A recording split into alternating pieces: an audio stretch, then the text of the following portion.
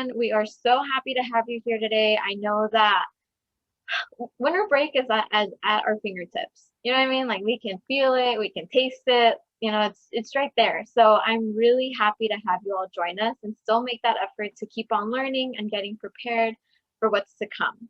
So like we mentioned, today's workshop is, you've submitted your college applications. Now what? What are some next steps? And as we get started, I know that the timing of everything might be a little bit hard for everyone, but if you have friends that haven't been able to make it on this con who would really like information on this, just know that it is being recorded. So, definitely feel welcome to, share the link with them. We'll make sure to share the link of the recording with everyone afterwards, so you are all able to access that. And, just to get started, I know that we are all very comfortable using Zoom already by now, but just little reminders here and there. If you have any questions or you have a comment that you would really like to share, please feel welcome to raise your hand. We're able to go ahead and see, kind of give us that notice and say that I missed it. I know that Paula will let me know, and vice versa. So feel free to do that. Again, how Denise had mentioned in the chat, feel free to share any comments or thoughts that you may have. We really want to hear from you. And, if there's any questions that you have, like, this is your time to maximize your resources, right? So that's, Paula, myself, a guest speaker that we have, and then also Denise. So feel free to ask your questions. And then last but not least, if you have that question, it's probably most likely that another person has that question. So you're really helping them out. And if you feel maybe that you want to message them directly to Paula or myself, feel free to do that too. If you don't want to put it in the chat for everyone, we'll still answer those questions. So just to kind of get us, started and comfortable as we go through the workshop today. So just as quick little introductions, I know that we've probably shared our likes about, different shows and everything like that. But just a little bit of background. I'm Betsy Pena. I am a program coordinator for the TGR Foundation. I work out of the TGR Learning Lab, or did pre-pandemic, but it's in Anaheim, California. So for those of us who are from out of state, Anaheim is, Southern California, where Disneyland is. So welcome everyone, and I'll go ahead and pass it over to my colleague. Hi, everyone. Thanks for joining the call. My name is Paola Sotelo. I'm a program coordinator for UC Irvine Early Academic Outreach Program.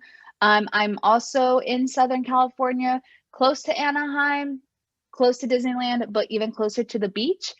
So a little bit of a best of both worlds. Excited to be here. Yes, so very happy to have Paola join us today as my co-facilitator. So in case there are any questions, maybe like UC specific or something, feel free to, put it in the chat. I know that Paola is very knowledgeable when it comes to that. So feel free.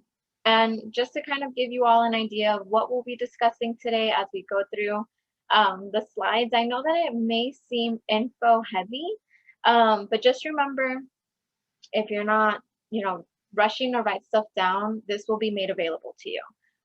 But we're going to go ahead and, start with rolling deadlines. We're going to go into college portals and, probably some important key parts of each one of these, academics. We're going to do a little bit of financial aid follow-up with you all, and then we're going to end with resources that may be for your whole family, for yourself, for your community, and some self-care strategies. So we know that we have a lot to go through, and I'm actually going to go ahead and pass it over to Paula, and she's going to go ahead and get us started. All right. So a lot of you probably already submitted applications. A lot of you are probably still working on them, but just know that deadlines are different depending on your state, depending on what system you're applying to. But one thing that we did want to mention is that what does it mean if you are applying to colleges with rolling deadlines? And so what does this even actually mean, right? So this means that there are no set application deadlines, which means that you need to set reminders. So for whatever schools you're applying to that have, announced that they have these rolling deadlines, you want to make sure that you're either writing it on a calendar, on a planner, sticky notes all over your computer, whatever you need to make sure that you meet those deadlines. You want to consider them in case you already, you really like this school, you want to, go out of state, maybe you got a fee waiver for them. But these colleges that are on rolling admissions, you might receive your admissions decision sooner. You can hear back from them maybe within 2 weeks. It might take a couple, of months, but all of these, there are a lot of schools right now that have rolling admissions. So if you already applied to some, but would like to apply to more, you're always welcome to. If you didn't have the opportunity to apply, again, they are on rolling admissions, so they are accepting until they get filled up. So check the schools out. We're going to give you a website later on where you'll be able to look these schools up. One thing we did want to mention, though, is that if you are applying to the University of California, which is in the state of California, or maybe you didn't even know, but there are 3 campuses that still have applications open. So UC Merced, UC Riverside, and UC Santa Cruz are still accepting applications until December 15th, 11:59 Pacific time.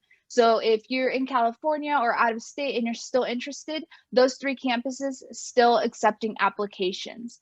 In terms of the CSUs, which is the California State University, all campuses are still open until December 15th. So if you haven't applied, or maybe you were a little bit shy, just know that there are still opportunities for you to do so.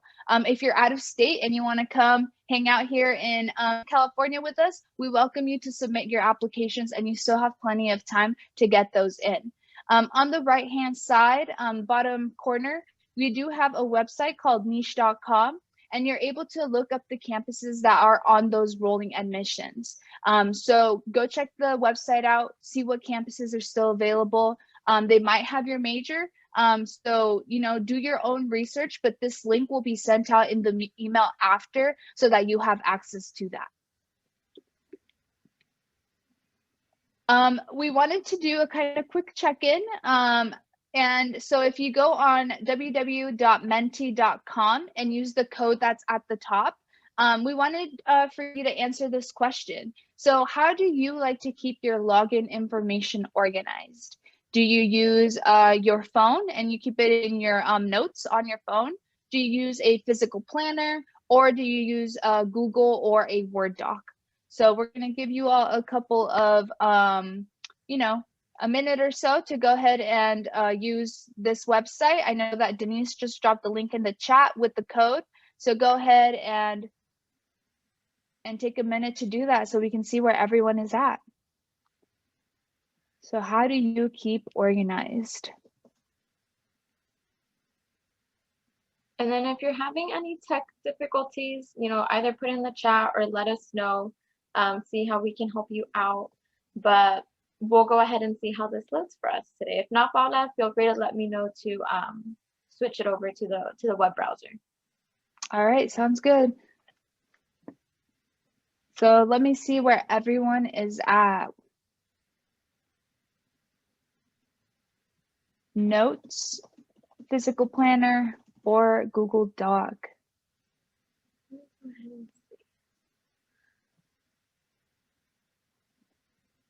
So I'm going to go ahead and switch to the web browser and see if we can go ahead and see that. Let me go ahead and see if we have this. There you go. There we go. All right, so mobile. So your notes on your phone is in the lead. Physical planner comes second, and then third, Google Docs. So that's a pretty good mix. I would say that if you're doing all 3, even better. I think that doing it on your phone is the easiest, as you have, you basically take your phone everywhere. So wherever you are, you're able to pull up this information. But good, I'm glad you're all writing it down somewhere. It is important to keep as organized as possible, especially because you're gonna need to create login accounts for every single one of the campuses that you apply to. So you're gonna be creating a portal So if you apply to 10 campuses, that means that you potentially will have to create 10 portals. And so you want to make sure you have all this info written down. Give me a thumbs up if you've already had to reset your password at least once. If you don't have a reaction, you can go ahead and, just tell me thumbs up in the chat. But how many of you have already had to create or reset your passwords?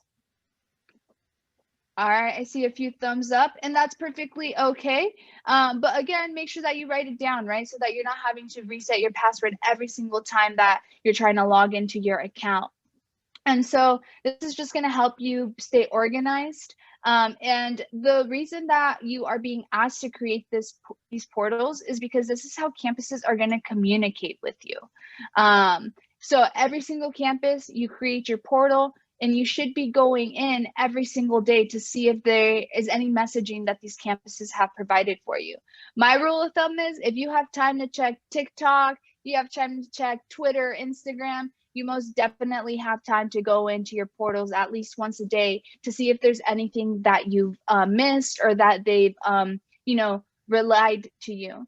And so we are going to show you a screenshot of what one of the portals could potentially look like and what kind of information could be provided on these portals. Again, this is how they communicate with you. So they're able to let you know about your admissions decision. Maybe they will let you know about, they'll have a preview for your financial aid award package. And then I was just going to mention too, I think we're having a little bit of a tech difficulty, so I'm just going to go ahead and reshare the presentation while we go ahead and get to that portal slide. Yeah. It's Zoom, y'all. 2020. This is where it's at. But as Betsy gets that going, like I said, you might receive a preview for your financial aid award letter. You might receive your admissions decision on there. Your to-do list, right? Maybe you haven't completed your financial aid application, so they're requesting that from you. So a lot of things could be on these portals. And just remember that every single campus's portal might look different. So where your financial aid might show up on the top left-hand corner of one portal might not show up on the same place in a different one. So here's a screenshot of Betsy's portal. She's currently getting her master's. Yay, Betsy. On here, you can see, right, the to-do list on the right hand side. You can see, like resources that are available, maybe account history, if there's any dues that you need to pay. So everything that you need is going to be on these portals, and it's essential for you to create them, to be organized, and to check these on a regular basis. The easiest way to get booted from the campus that you're interested in is to miss a deadline. So if the campus requested your transcripts, but you haven't checked your portal for 2 weeks and the deadline's this Friday, guess what? You might miss that deadline, and there goes your admissions potentially, right? So remember, tons of students applied. The easiest way to weed you out is to miss deadlines. So again, if you're checking TikTok, which takes up a lot of time, you have time to check these portals. And if you need help creating these portals, or you have questions about where this information can be, you're always welcome to reach out to us so that we can help you navigate, because these portals look different for every single campus. I love the honesty, Paula. It's so true. One, like she mentioned, easiest way to get, essentially like disqualified. But two, TikTok is the time sucker. We all know it. Make it a priority, people. So I love the honesty. Okay. All right. The next one. How many of you, let me see a show of hands, if you already have senioritis? Let me see a show of hands. How many of you already have senioritis? How many of you have never heard of senioritis? Let me see that.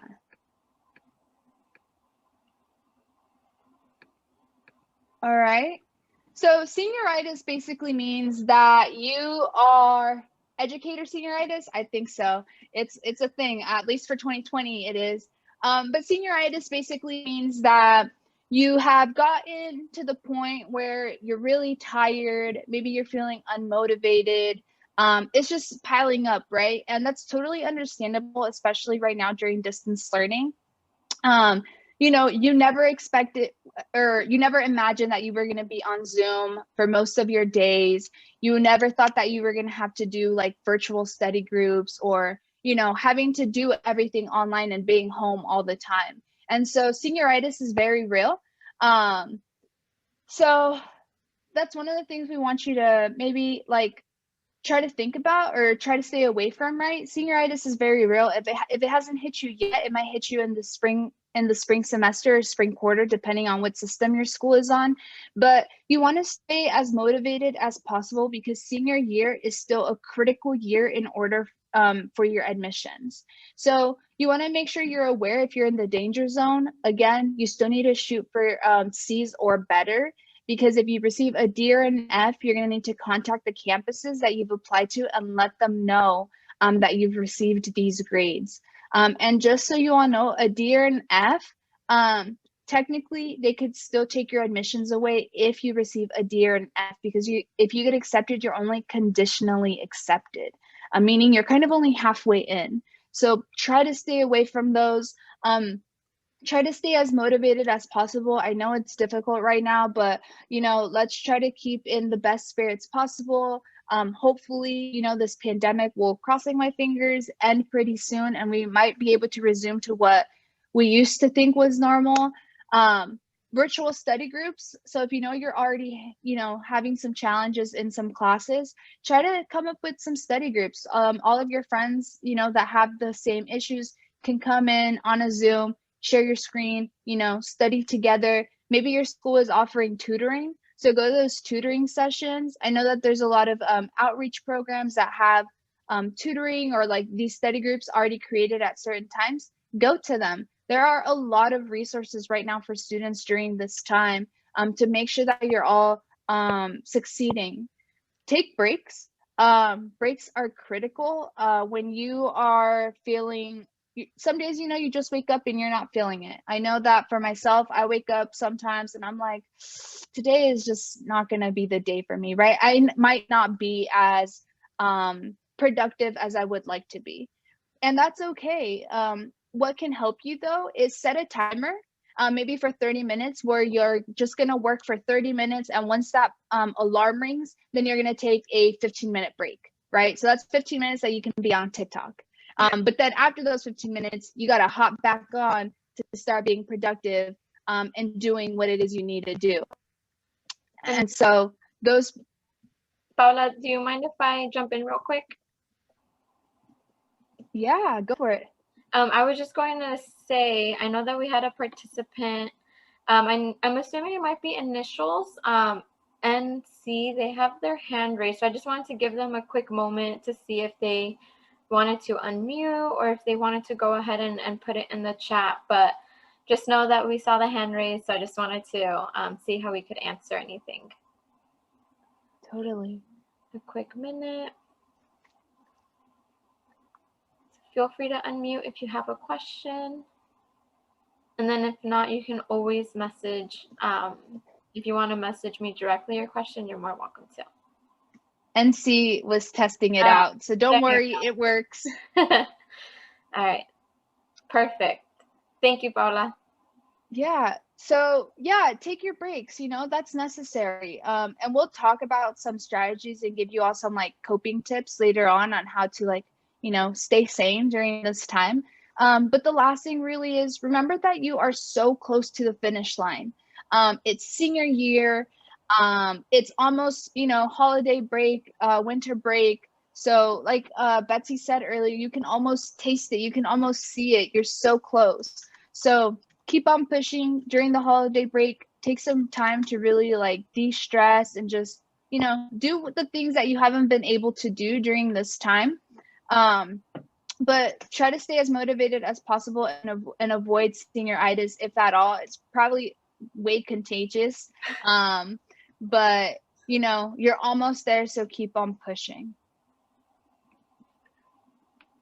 All right, so thank you, Paula, for kicking us off. I definitely understand that senioritis feel. I see it every single year with students. So if you're saying that you haven't gotten it, I feel like you're getting it a little bit maybe, which is normal.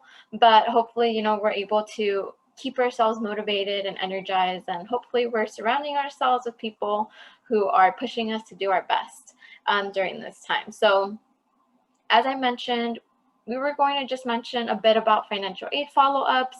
You know, now that you've submitted your college applications, it's almost like you're switching or pivoting your attention over to a different type of application. In this case, you know, I know that we might have all already heard plenty about the FAFSA. If you have not filled it out, we urge you to fill it out as soon as possible. One, for the sake, exactly, free money is cool. Never deny it, never reject it, you know, take up the government on that opportunity. So, you know, feel free to go ahead and do that as soon as possible to make sure that you're securing your aid. And for, you know, our California students on this call, making sure that your Cal grant is being calculated properly. And then also likewise for students across the country, if your states are having any sort of state grants that rely on information from the FAFSA, they need that information in order to calculate that for you. Remember, it's a free application. You should not be paying to fill this one out, which is a little bit different than the one I'm about to introduce, which is the CSS profile. So the CSS profile, if you haven't heard of it, don't worry about it. You're hearing about it now. CSS profile is a financial aid application that is used mostly by, you know, private universities or colleges. If you're not sure, if you're applying, you know, out of state and you're like, well, I don't know if they take the CSS profile or not, they have all the schools actually on their tab within College Board, so you can see all the schools that participate.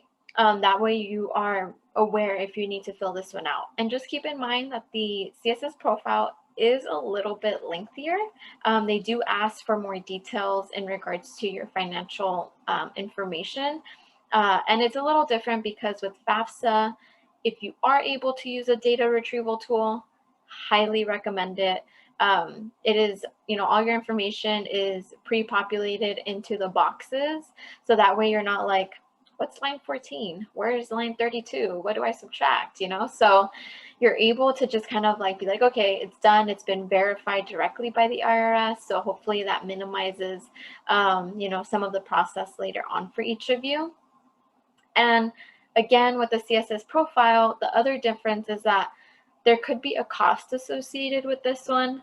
Plus side is that fee waivers are available. So if you are planning on filling out the CSS profile and you are eligible for a fee waiver, you get, I believe, up to 8 schools or 8 fee waivers for schools. And I can go ahead and just double check on that for everyone. But just kind of making sure that you have that done, because there is a second part to it, which if you want more information on this, you're more than welcome to reach out to me.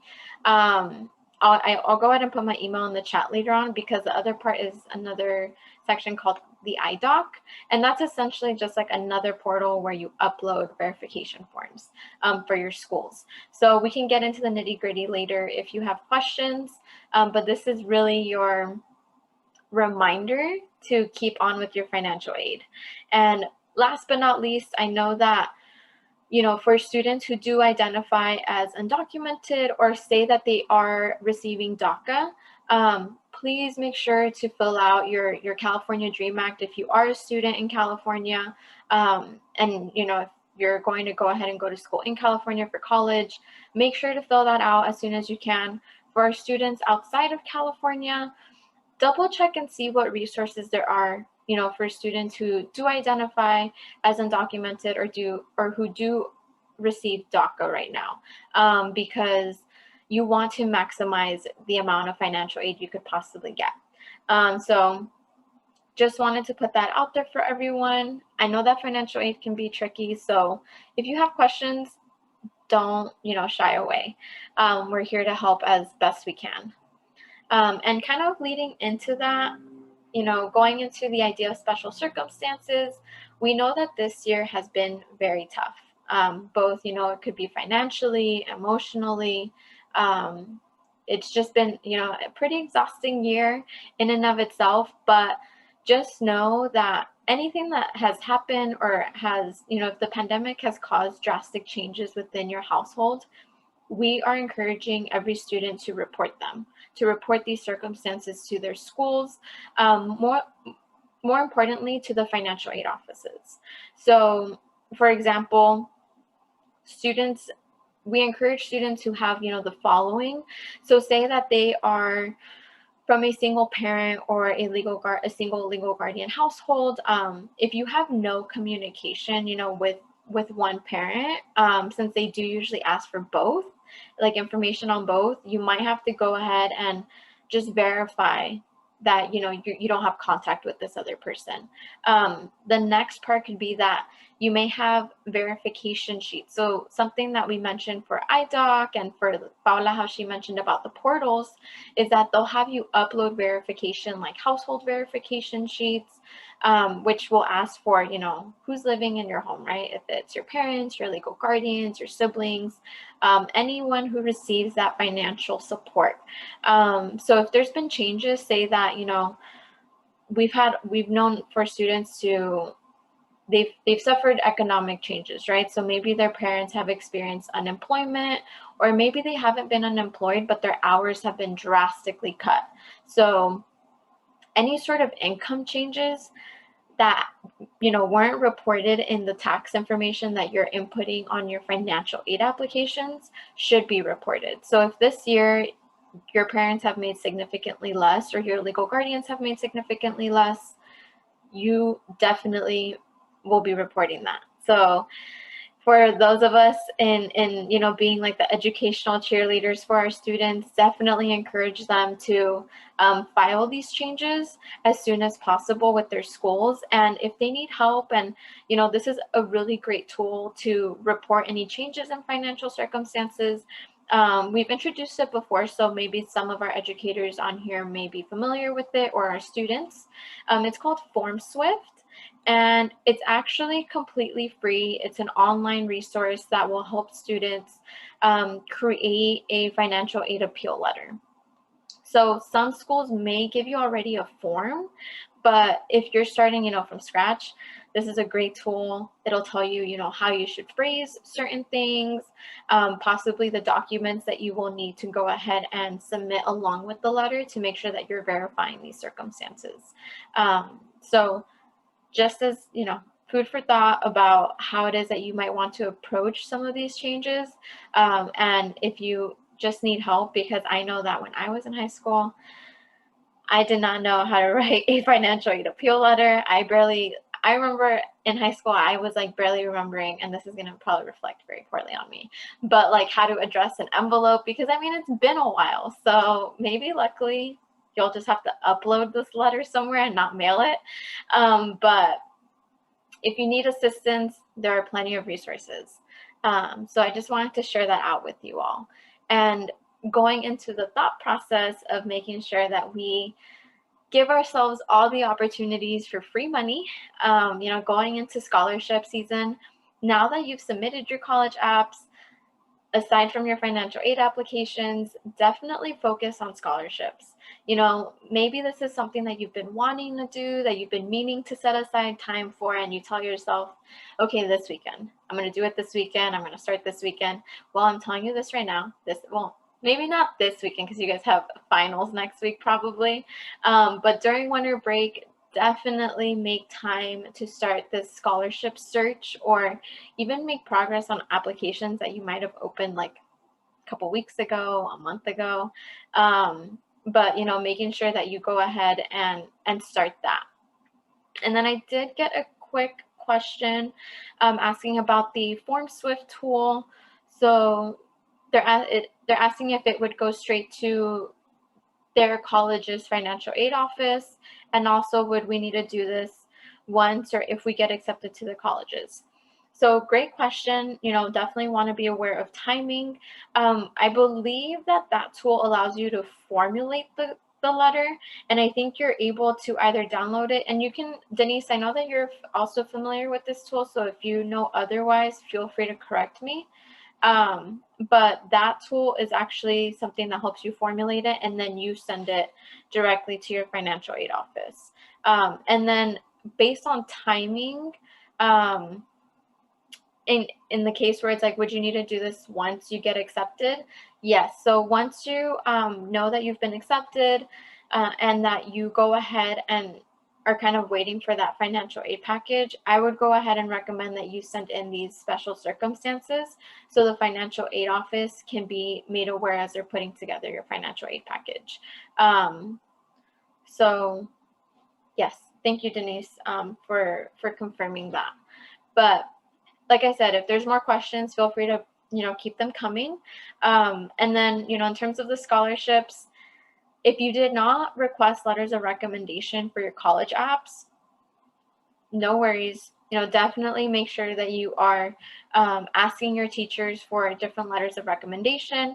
And then that way you can go ahead and have them ready for any sort of scholarship application you're looking into.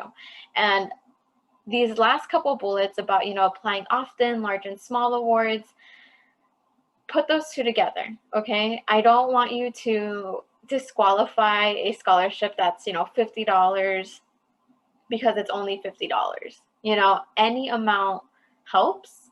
I know that we've had students whenever they receive their financial aid packages and they're like, oh, I should have applied to the $50 one. $50 can make a difference. So any amount, go for it.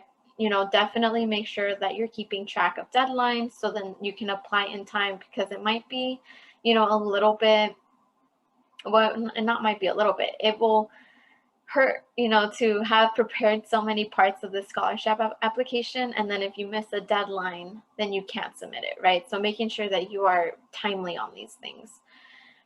And then in the don't section, I'm going to sum it up like this. Okay. This is how I want you to imagine it: is you miss every shot you don't take, right?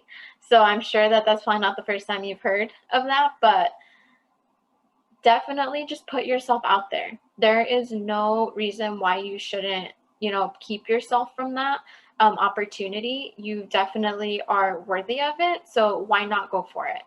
And then the last two is, remember, scholarships are about free money. You should not be paying to apply to a scholarship. That falls into the last bullet of don't fall for something that's too good to be true, so don't pay for the opportunity at free money. So just kind of keeping that in mind.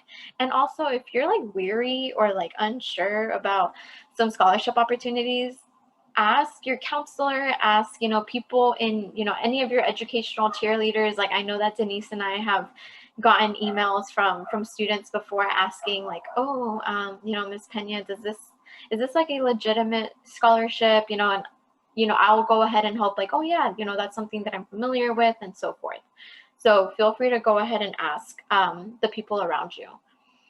And then just kind of going into that section of just scholarships, these are just some good ways to start if you haven't. These are just nice search engines to kind of get that ball rolling for you, especially like during winter break if you don't have it set up yet. College Greenlight, great resource for scholarships, also for like virtual flying programs, which may be more applicable to any, juniors we may have on this call. If we have any juniors or if we have any educators, definitely feel free to promote these resources. Big Future, Big Future from College Board. There's certain reasons why we like some of these. Some of them are just really good with categories. So if you're looking specifically for scholarships for seniors or scholarships for students from Arizona or scholarships for students majoring in political science. So you can go ahead and search by category and see something that's more of a match based on your criteria. So just kind of keeping that in mind and seeing where you match and what you can apply to in a timely manner.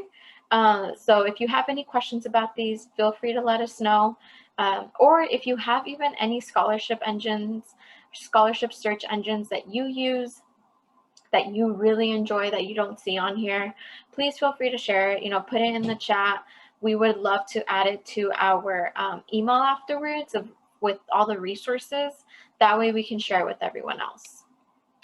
And, kind of going into the idea of like just maximizing our opportunities, we wanted to share out some community resource tips, especially right now when so many things are changing from day to day.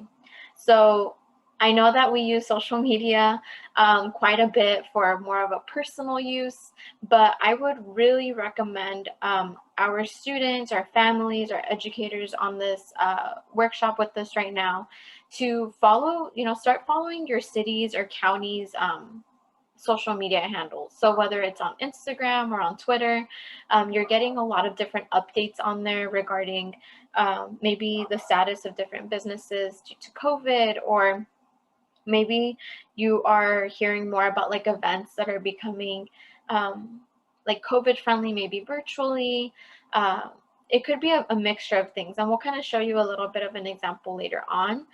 Next is like a coronavirus resource page, and it's really to help everyone. I know that we might have people from across the country on this call, so just kind of keeping up to date with anything that's changing, especially how this might, information regarding COVID can affect different spaces in our lives, right? Not just personal, but maybe academics, with our schools.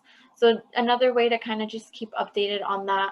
And like I said, this year has been a really difficult year for a lot of folks. So, if you know someone, or if your family is considering it, if you know anyone who finds themselves in this position where they're like, maybe it would be good to check out, a food bank.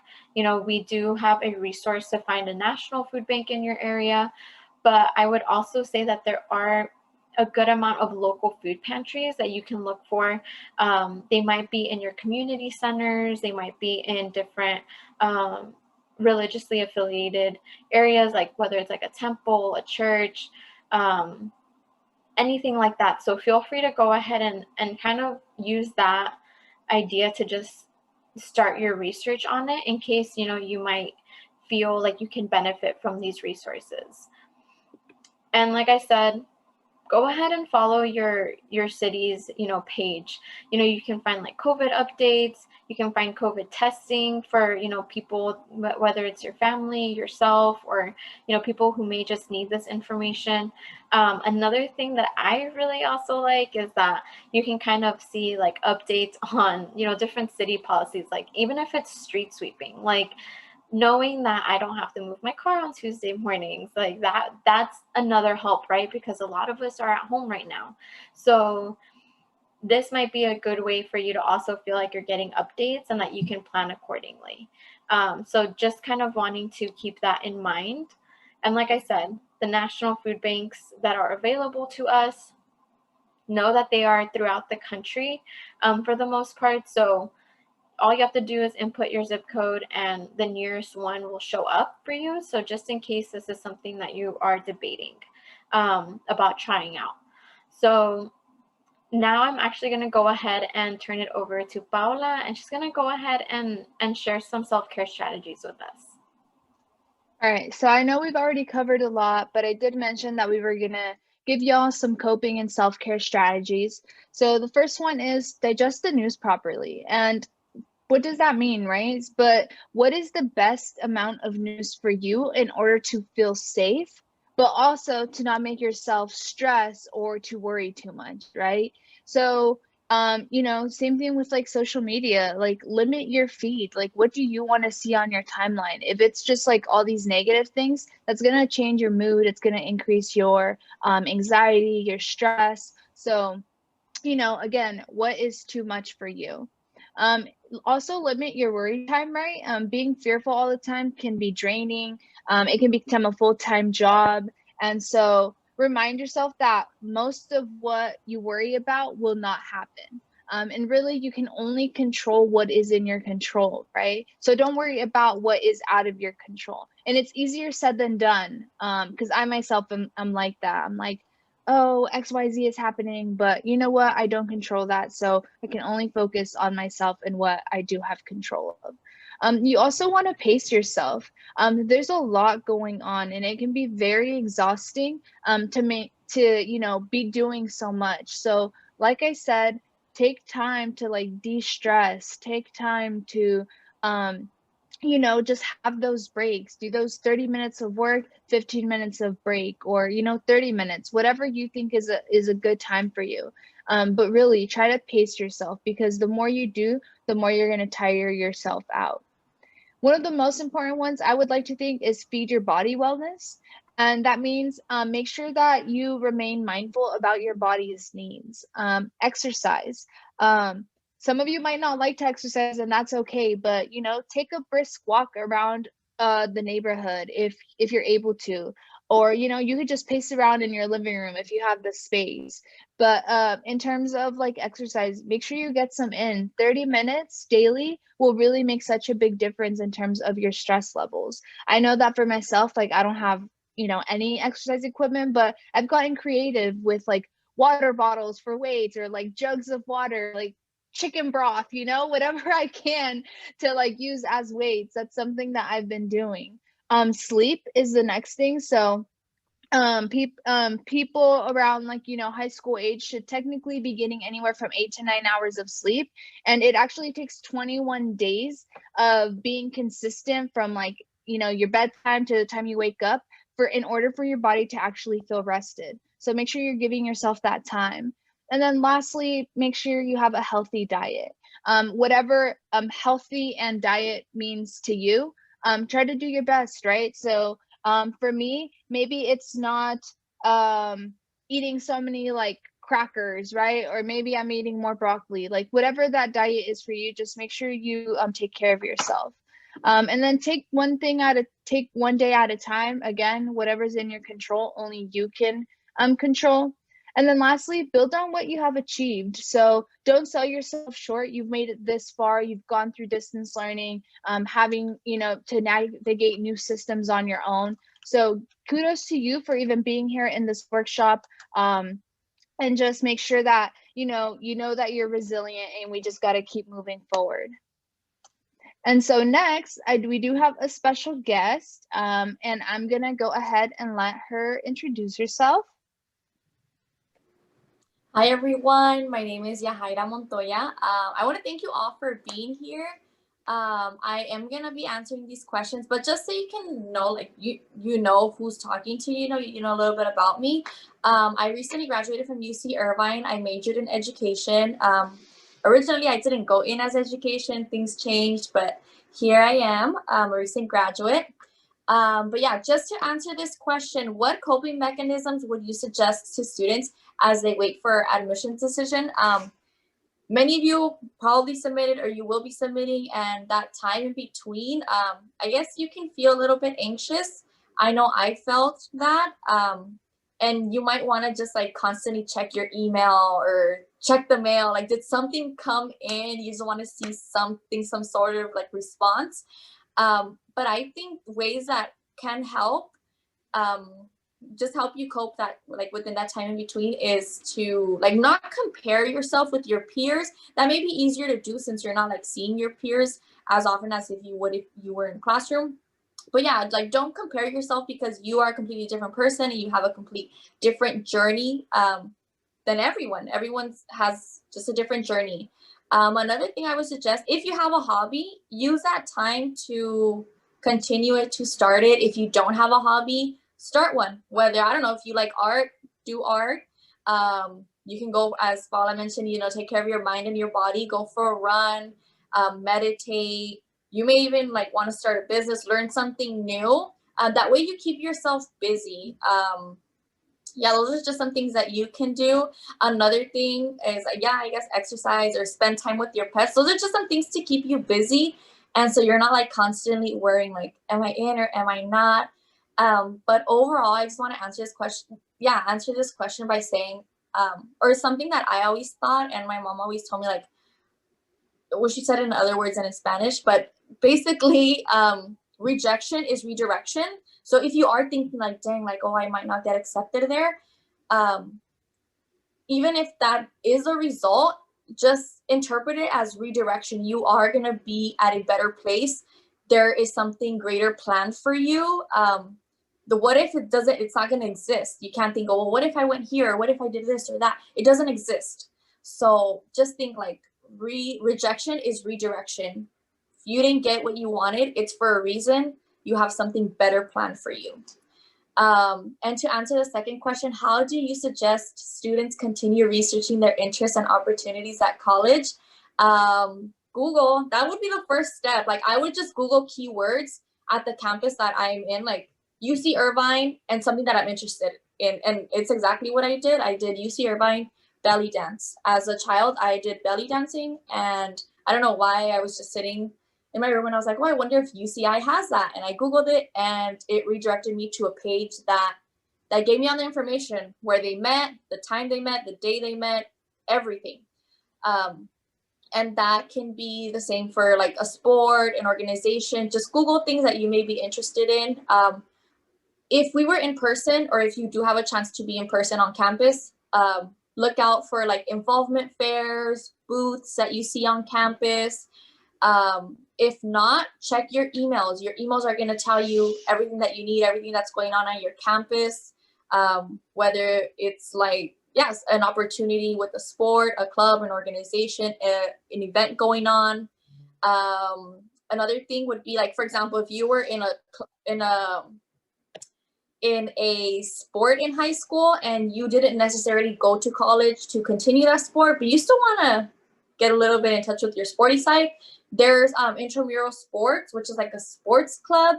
And it's just a matter of like researching a little bit, like just find out where they meet, who maybe you can talk to.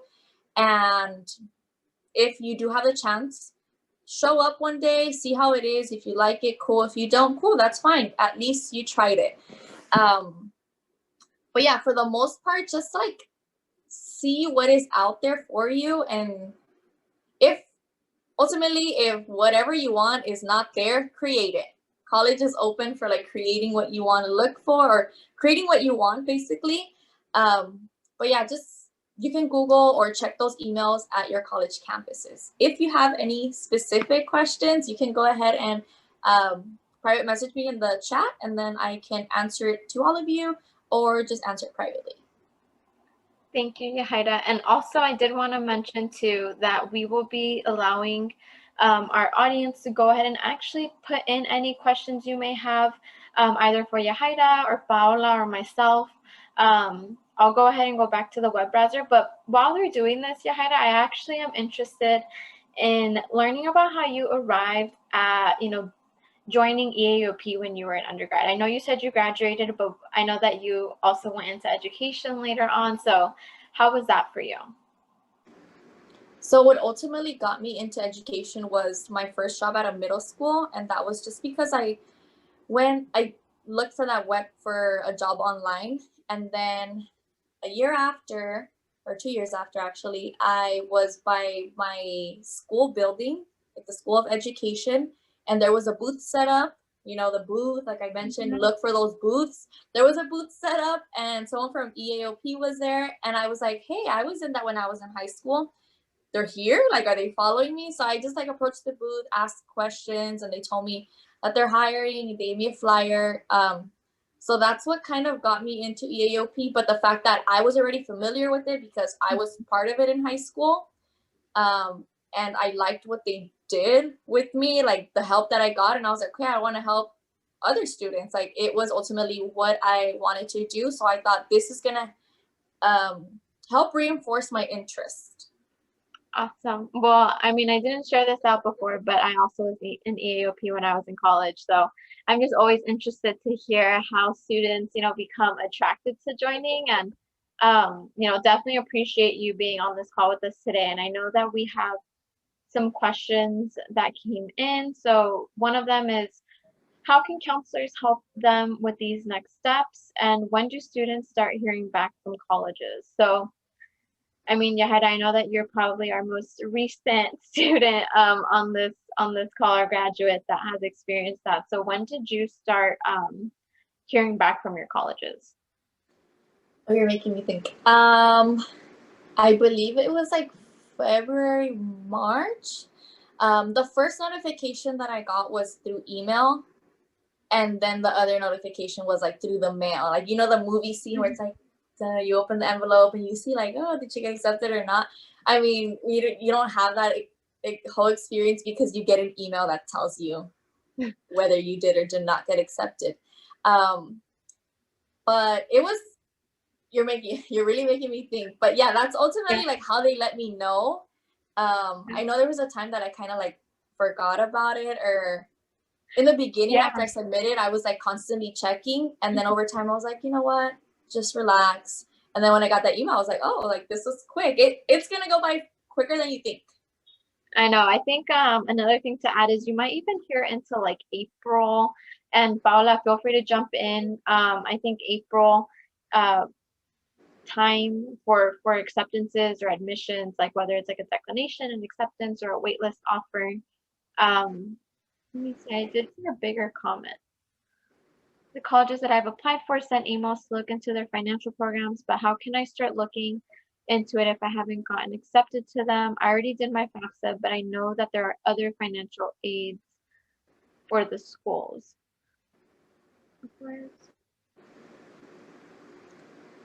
So for financial, sorry, Betsy, Oh, but for financial aid, I know that you won't really know how much financial aid you actually receive until you already received admissions. So if you apply to, I don't know, Washington State University, first you'll be admitted, and then typically they try to have your financial aid award letter by then, but sometimes it takes a little bit longer. So you might not get it until maybe 2 weeks after you've already received your decision. So you just need to keep checking again, right? So yes, you got admitted, but now you got to keep checking to see if your financial aid award letter is there. Unfortunately, sometimes the schools are so busy that they don't have it ready on time by the time you have to make a decision. And that's when it's very unfortunate, because you kind of have to guess, and you have to make decisions whether that's the best decision for you or you go with another school. So you're not going to hear back until March, April, and then you'll be able to make your decision by that May 1st deadline for UCs specifically. And then Paula, can I add something to that one too? Yeah.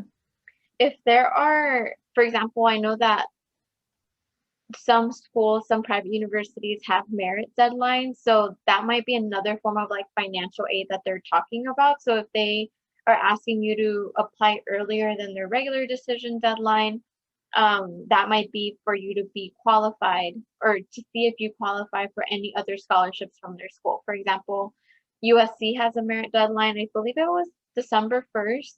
But if there's other schools that have merit deadlines, it's usually for you to apply, to submit your application, see what kind of scholarship or school-specific scholarships you may be eligible for, and then they'll use that information to put together your financial aid package with those scholarships that you might be eligible for. So that's another, part to that. If you still need like maybe more clarification, or maybe we didn't answer it completely, feel free to put it, a different question in the Menti, and we can go ahead and go for it. I know, Paula, I see a UC application question if you wanted to tackle it. Yeah, so your transcripts, they don't request unofficial transcripts unless you get something in your portal, but typically for the most part they don't. Official transcripts though are not due until July 1st. So first you're going to know if you got admitted, and then if that's the campus that you want to go to, then you send your official transcript so that they can verify your grades. Otherwise you probably will not be sending in transcripts. All right, and then I did see another question that was more related to counselors. So how can counselors help them, help students with these next steps? Paula, I'm not sure if you want to take, a try at it first. Yeah, I think I would just add sending those like weekly reminders. I know, you know, you've been sending probably lots of emails to your students. They're probably not reading them. Hopefully they are. But again, we've gotten to the point where I think like Zoom fatigue is such a real thing. But keep doing what you're doing. I'm sure that your students are reading your emails, but they might still be putting it off. Social media, posting on social media, you know, the stories on Instagram, the things that their students are really into. And maybe some students in the room, if you all want to share how your counselors can help you, I think it would be nice to also get a student perspective, because only you all know, right? We're out here just giving info that we've seen work. But if any student wants to be brave, maybe send us a private message about how counselors can keep helping y'all. That would serve beneficial. And then if you wanted to add anything to that, Betsy. I think that's really, like you said, right now it's hard because it's not like you can force the student to open up their email and to look at it. I would say like maybe finding if you have like a Google Classroom that you have with your students, maybe sending reminders that way, or if you use Remind, or if you don't use the Remind app yet, maybe that's something that's quick and easy for them to just get as a text, and it could be like a really short message. But again, you know, we do have to see, you know, what students have access to. So for our students on this call, like Paula mentioned, if you do have a certain way that you like to get notifications or something that will help you feel more up to date on some of these items, then it would be a huge help to counselors. Let me see. Do we need to do a Twitch live stream in order to get y'all on calls? And then let me see. I know that I had a message pop up to me.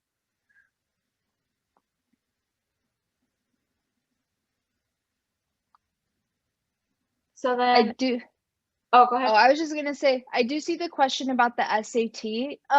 If you took the test and you didn't like your score, and your schools are not requiring the SAT, then don't submit it if you don't really like your score, right? They're not using it for admissions purposes. At the end of the day, it's up to you, and what you feel is best. But if the score isn't required and you don't like your score, it sounds to me like you just don't want to send it in. So try to avoid that. And then I know that we are running short on time, but I do see a message from Yasmin. She, I think, currently an admission counselor at a college, and they just wanted to provide like their perspective, possibly like on one of them. So if you wanted to unmute, you're more than welcome to unmute. I know that we are short on time, so for any of us who want to stay on just to hear that last bit, you're more than welcome to. If not, then we understand if you have to get going. Thank you, Betsy. I just wanted to say like a few things. So I do work at a college in the admissions office. So we are in charge of admitting students into the college. And I think you guys said really important and great things here today. And it's been really hard getting students to, you know, be on Zooms. And I know that you guys want to help your students if you're counselors, or you want guidance from your counselors. So I just think the most important thing is to consistently be reach out to the admissions counselors at the colleges. Like, we're here to help. We want to help you every step of the way. So it's really important that you guys do that. I work at a small school in downtown Brooklyn called St. Francis College. Because our school's so small, we're able to like really focus on students, and you just never know. Like, we are definitely busy this time of year, but always contact your schools. You never know what scholarships are available, and scholarships are the best way to get free money on top of your financial aid. So always reach out, and don't be afraid to ask for more money, because sometimes we don't know. Like, you just have to ask. Ask us what's available, and make sure you guys are looking at those deadlines, because those deadlines are, you know, like they said, it could really hurt your admissions, just because we are rolling admissions, but not every college is.